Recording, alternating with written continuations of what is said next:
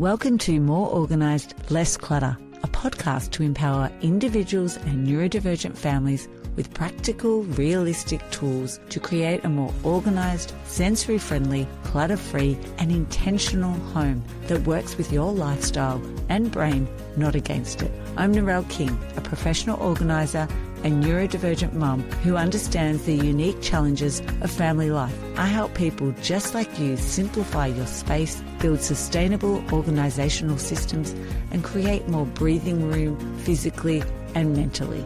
Every fortnight, you'll hear solo episodes and guest conversations filled with practical strategies on decluttering, home organisation, routines for neurodivergent families, mindful living, and how to build a home that feels safe, calm and functional. You'll walk away with actionable takeaways you can implement even if you only have 10 minutes to spare.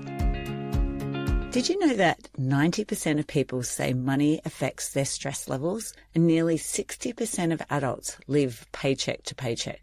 Today on the podcast, I'm talking with Brad Nelson from Debt Free Dad. He's a podcaster who teaches a simple process to build a healthier financial mindset, save money, and break free from debt. He shares actionable strategies to organize your finances, especially around Christmas and the holiday season and all those tempting sales. He also shares ideas to stay on top of bills and how to help your kids develop a healthy financial mindset and habits. This conversation is a video recording that you can also watch on YouTube. Let's jump into this More Organised, Less Clutter episode with Brad Nelson from Debt Free Dad.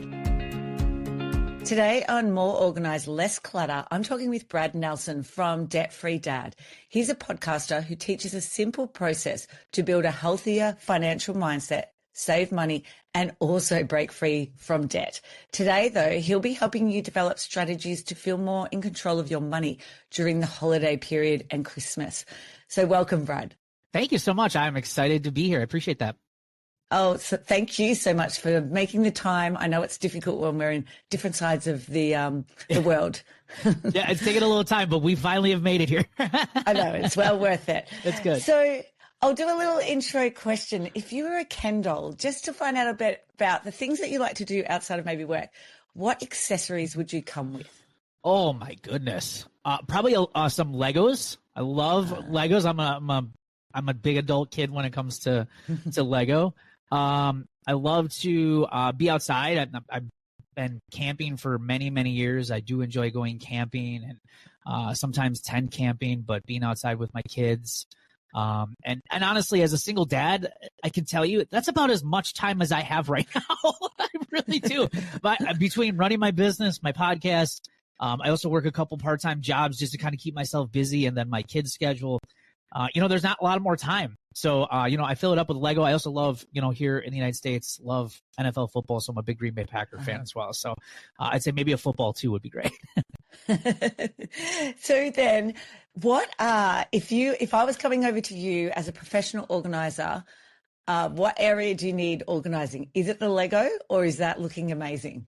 If you can't, no, my Legos are actually, I'm pretty intentional about the Legos I buy. Yeah. And I don't have like a lot of just miscellaneous things. I would say for us, because between me and my partner, we have 5 kids, I would say clothes, because we have 2 laundry areas in our home, and we have one on the downstairs and one on the upstairs. And their kids are really great about wearing the clothes. They're just not really great at putting them all away once they're folded and done. So we have kind of stacks of clothes all over the place. And not that they have too much, it's just that they just never make it back into their rooms. Yeah. So that would probably be the biggest thing. The laundry is it downstairs as well, which makes it even more difficult? Yeah, we have a downstairs one where we have 3 of our kids down. Okay. They have rooms down there.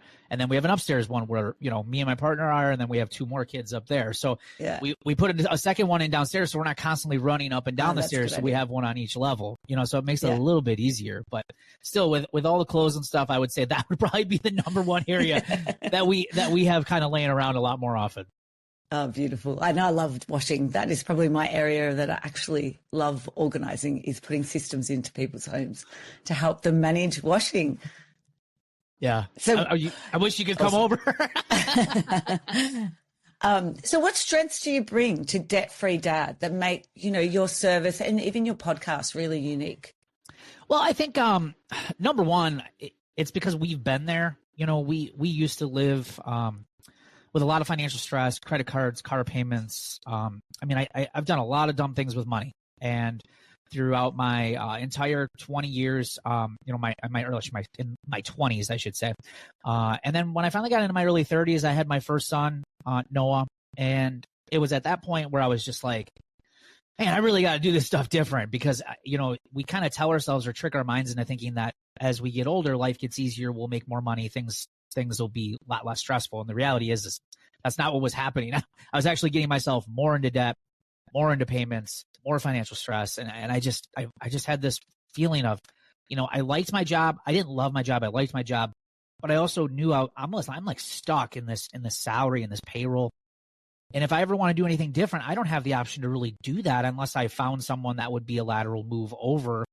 But I could never take a pay cut if I wanted to just go do something I enjoy doing because I had all these bills, right? So I really started to feel like really stuck. And then I also felt like this huge responsibility now as a parent.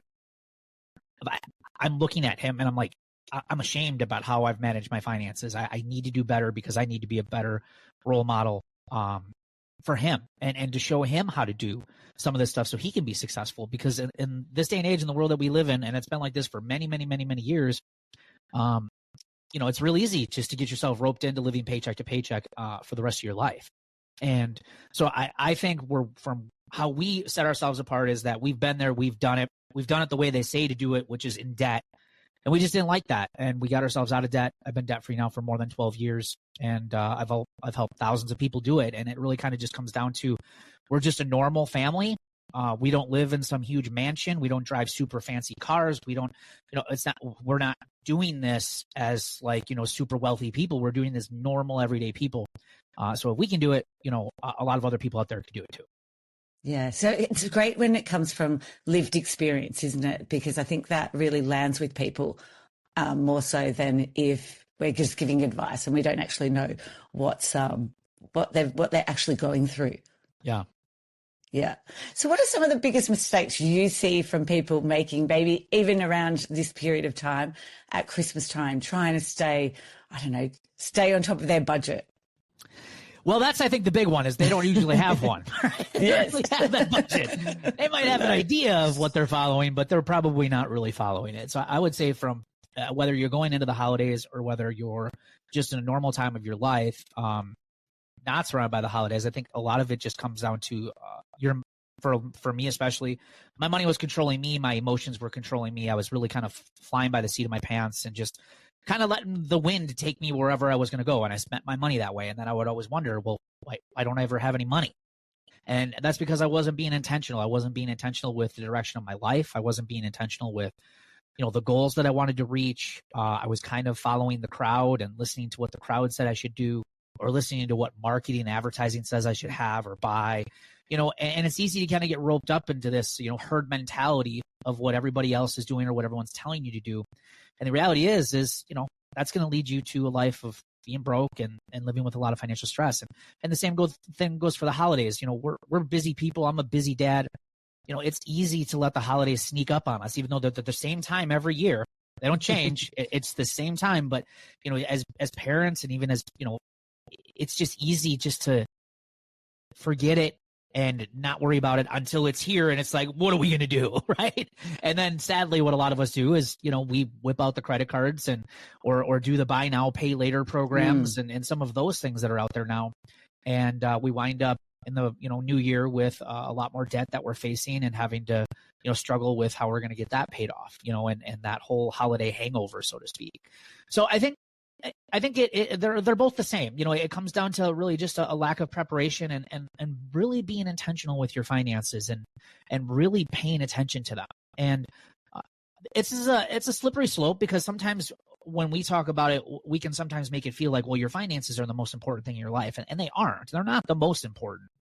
But when you make them a priority, it helps you keep the most important things in your life the most important, like spending time with your family, spending time with your kids, and being able to do the things that you love without all of the stress that's hanging on your shoulders. Here in the United States, financial stress is the number one stress that people face. It's money stress. And so imagine being able to get rid of that. even just maybe cutting it in half and not having to worry so much. And that just makes like a huge difference in just your overall quality of life. And now you can take that emotional energy that you were spending, stressing and worrying about money. And now you can take that energy and you can put it into more positive things in your life. And it's so incredible to see the transformation in people with just some of the simple things that they can do, just by, paying attention to their finances. And like I said, like you said, having an actual budget you follow that really meets your goals. It can be wonderful things. Yeah, no, and being on the other end of it, that's some of the things that I'll see is they've purchased all these things and then they come out of Christmas and they're in the financial stress and people, because you're in their home working in their space, they're quite open about sharing things like this, about the financial stress they've put themselves in. And so it's amazing when you can still work with that family and you remove all the clutter from their home and then see next year when they've put the budget in place and saying, look what I can afford this year. I'm not worrying. I'm not stressing. So what is some of the tips that you share with people to sort of prepare themselves? I mean, they can start now. Obviously, some of them might be already in that financial stress, having Black Friday last week. But what are some of the things that they could do moving into this holiday and preparing for next year? Yeah, I would say the first thing is really sitting down and thinking about what you want the holidays to look like. What do you want the holidays to look like for you, whether it be your kids, your family? How do you want people to feel? What are the memories that you want to make? And I think it kind of starts there. We can be so driven by just the stuff and just buying and consuming. And the reality is that most of the feelings that we get from the holidays are from the memories that are made, not the gifts that are necessarily given. Now the gifts can be a part of that, but they aren't the entire part of it. And sometimes we can lose what the holidays can bring because we're so focused on just spending money and buying things, and rather than focusing on the moment. There was a statistic that we had in our podcast a few years ago, and it was wild. It was like somewhere up was like of 75% of people said in a survey that they would skip gift giving in the holidays altogether if it meant that they could actually just spend more time with their family and friends and the people that they love. And so if you got that many people saying that, but yet all of us are so wrapped up into the actual gift part of it, that's what I think it takes time to like sit down and like, what do we really want to do for the holidays? And, when we have families go through this and it gets towards Christmas, we tell them, if you have children, start talking to your kids about these things early. Don't like drop it on their shoulders, first, second week of December or whatever, but have some of these early conversations with them to set the expectations of, hey, we're getting our finances under control. We're really being more intentional this year. This is not to say that we're not going to have a holiday and we're not going to have Christmas and things, but we're going to really make sure that the things that we do buy and purchase are going to be things that are going to be special. They're going to be used. Because in so many cases, we go through the holidays, especially as parents, we get roped in, especially with social media, social influence is huge, right? And you see these, these commercials and you see these people doing their TikToks or their reels and they have these Christmas trees with all of these crazy amount of presents and things. And then in the back of our minds, we're like, we're not doing enough, and now we're feeling like, oh, we gotta buy more. We got to do more. But if you're intentional, you have those conversations with your kids early and you say, hey, this is what we're going to be working on. This is where we're at. You're going to find that your kids are going to value less. They're going to value much more of getting less than getting more, because a lot of that stuff, in my experience with my kids when they were little, a few weeks later, they're not even touching some of that stuff anymore. Yes. It just sits there. It just sits there, So I think not only can you teach them, about things that you guys talk about, which is less clutter, just having things just to have things, but you can also teach them a lot of financial responsibility in that is that, you want to use your money wisely. You want to be intentional. And that means that when you purchase things, you want to purchase things that are surrounded by the interests that you have, the goals that you have in your life, things that are going to support your life, not necessarily just clutter it up. Yeah. And then the stocking fillers, we don't need all of that stuff. It doesn't, It's not about the volume. It's about what the kids need and would actually maybe like, you know, there's so many of those little formulas that you can say, like, you know, I used to do it when my kids were younger, you know, something you want to wear, something to read, and, you know, something you really need as well.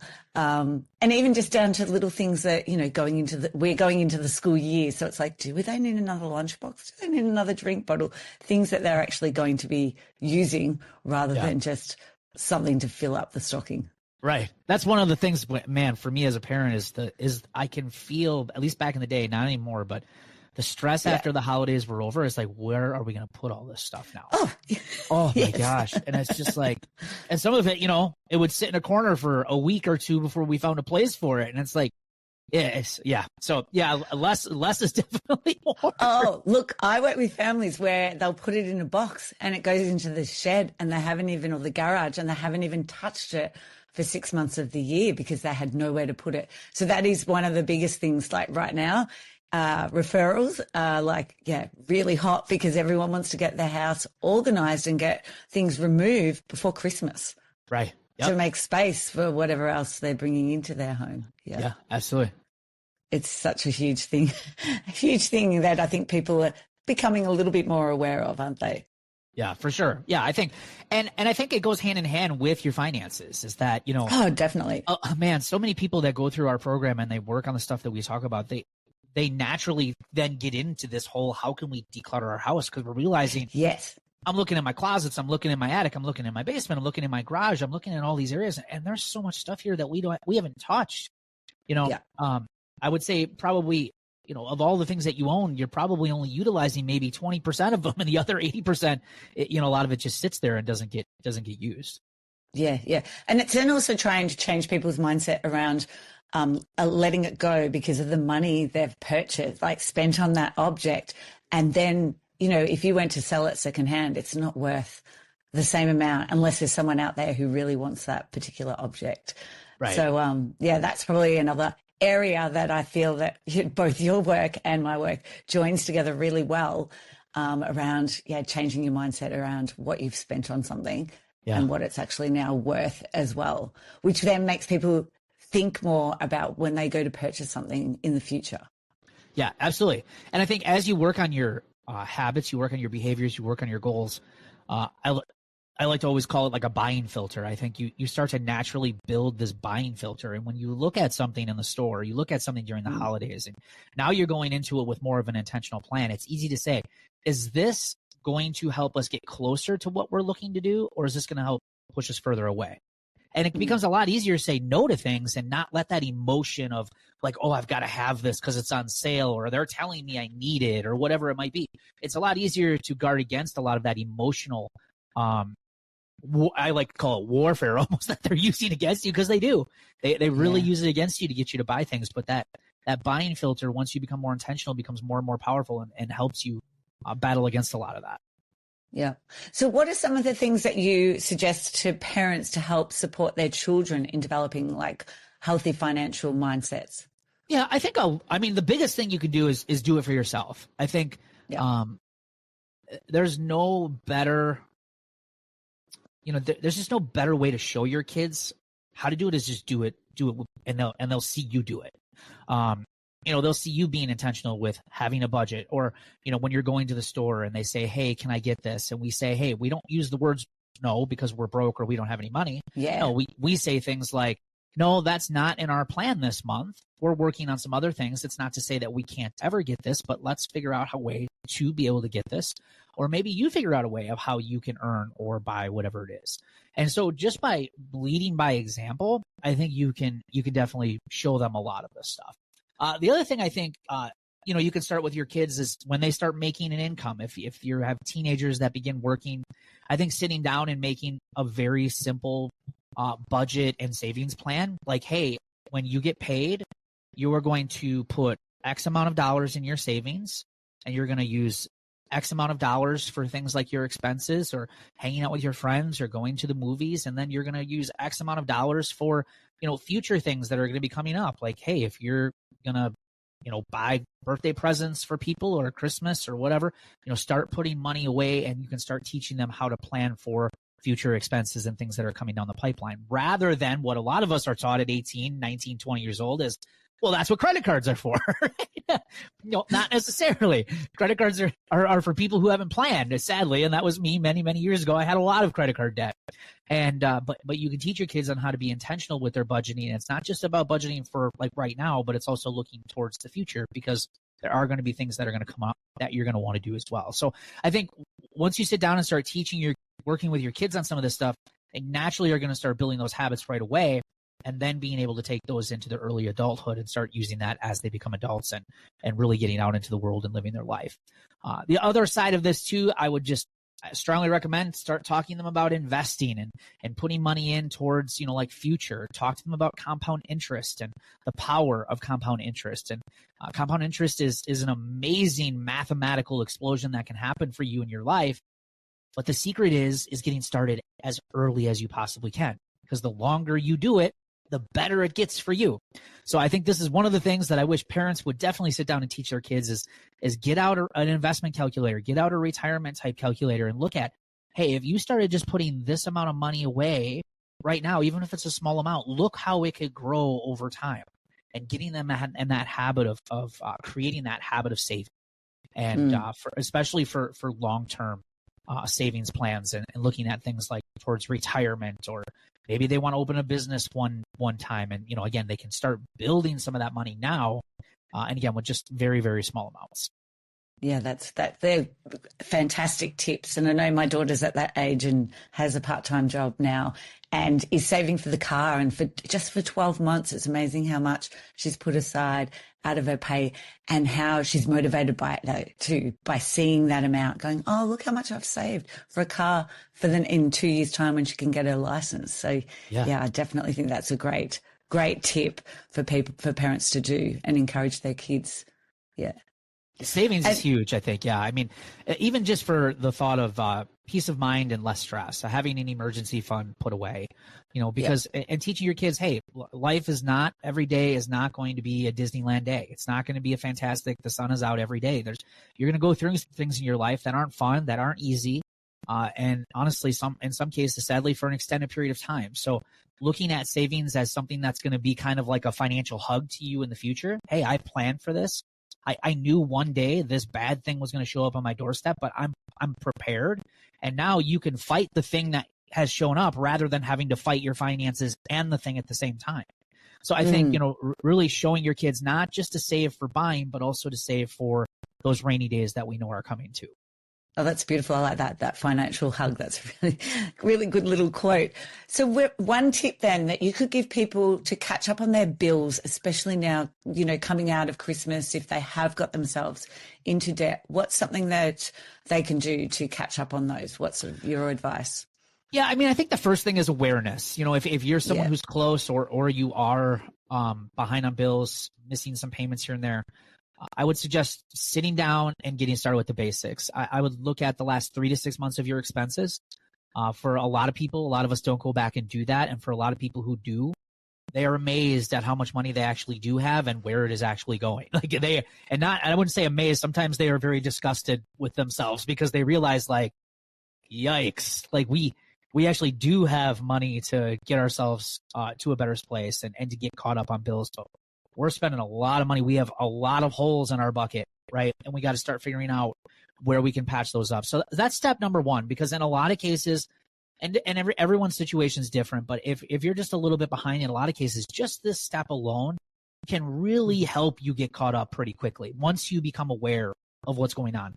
I think a lot of people deal with a lot of financial stress because they're just unaware. They have no idea what's going in, what's going out, when bills are coming out. They just have no clue, and that creates nothing but just chaos in their life. And so they're constantly checking, when do they get paid? When does the next bill come out, right? It's just this constant, almost like robbing Peter to pay Paul all the time, So I think getting settled and really figuring out where all your money is going is step number one. Step number two after that then is then to go through and say, of all the places, is what can we shop around? Can we get better prices? Are we getting the best price on all the services and things that we're paying for?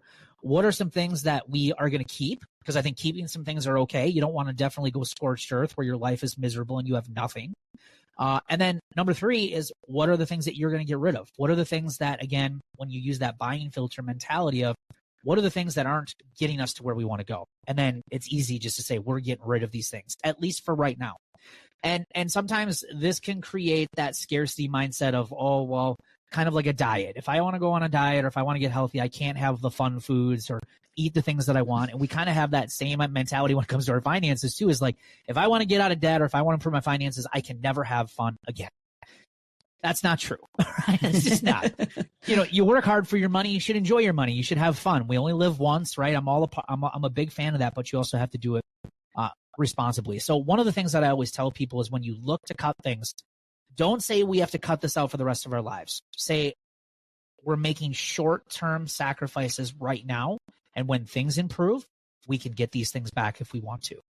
But here's the thing that I found over the years. Most people who cut those things out, they realize they don't really need them. They don't need them, right? And I felt that way too. I got rid of a brand new car when I got out of debt, and I went to like an older used car. It was a serious downgrade, and it hurt me big time. Like, it hurt my ego. Like, I can't believe I'm doing this to myself.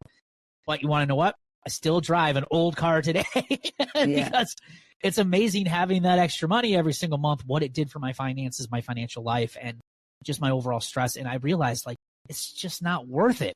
And I was only driving those cars to try to impress other people that I didn't even know, or I didn't even like.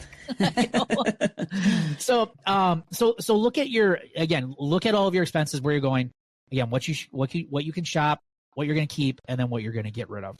And then after that, go ahead. So, I was just going to say, like, the subscriptions and things like that are coming out of our accounts these days. So many people aren't even aware of it. So that is such a brilliant tip to go back and have a look. And there's probably things there that you're not even using that you could definitely cut out. For sure. Yeah. I mean, here in the United States, the average is, I think, reaching a few $100s now in just subscriptions, because, we tell ourselves when we sign up for that stuff, it's just only a few dollars. It's only a few bucks. And you realize, like, all of a sudden you start looking at all those things that are coming out. You're probably not even using most of them. Right. But since we've told ourselves and sold ourselves, well, it's only a few dollars, we're not going to miss it. But when you look at it, how much it adds up over time, that's a good sum of money that you can easily, come back from. And it's always those little purchases. Some people look at just the big purchases as like the ones that are the problem, but it is death by 1,000 cuts. It can be that. It can be all those little swipes, the little stops at, a gas station, or, just, going out to eat, just, things that you're just not paying attention to. And before you know it, that stuff adds up to a big sum of money that you could be using to, help you get caught up and back to where you want to be. But once you get to that point, and hopefully by now you will be caught up, if not very shortly. But if you're still finding like, I just can't get caught up, it could be, hey, I got to go make some extra money for a little while. Budgeting only works so far. And then if that's not working, if cutting things out isn't working, you've done everything that you possibly can there, it could be an income issue, at least just short term. Like, hey, I need to go pick up some extra hours, pick up some extra work just to get myself caught back up so I can pay these things and get back to being even again. Yeah, that's a great tip as well. Yeah. Thank you so much, Brad, for your time and sharing all of this knowledge. How can people connect with you? Yeah, best way is you can find us on debtfreedad.com. And you can also check out our podcast. I think, I forget what episode number we're on. I think 370 some now. Yeah, it's a lot. Something like that. Yeah, we've got a lot of episodes out there that we're talking a lot, all of these types of things and all different topics. And so if you're someone who's looking to improve your finances and you want to hear from normal everyday people, just search the Debt Free Dad podcast, where we can be found on every major podcast listening platform. And we'd be happy to have you as a listener. And I love your episodes. They're short, sweet, and there's always something to take away that you can implement straight away as well. I appreciate that. Yeah, we do. I was like, I don't want a podcast where we're on here for hours. Like, I'm a busy guy. I want a quick podcast, 15, 20 minutes, if even less. Give them some great stuff and we're done, because, we got to get on with our lives and then be able to apply that information. So, well, you do that really well, Brad. I appreciate that. Thank you. Thank you again. Thank you. I appreciate it. Would you like to have a home for everything and easily be able to find the things you need during the festive season? To help you have the best Christmas season, I've created an extra special free resource for you, the Christmas Declutter Calendar. Quick and simple ideas designed to give you immediate results in just 15 minutes each day. Feel more organised this Christmas and download your Christmas Declutter Calendar from simplyhappy.com.au in the resource section. I'd like to acknowledge the Wathaurong people of the Kulin Nation on which this podcast is recorded as the traditional custodians of the land. I pay my respects to their elders, past, present and emerging.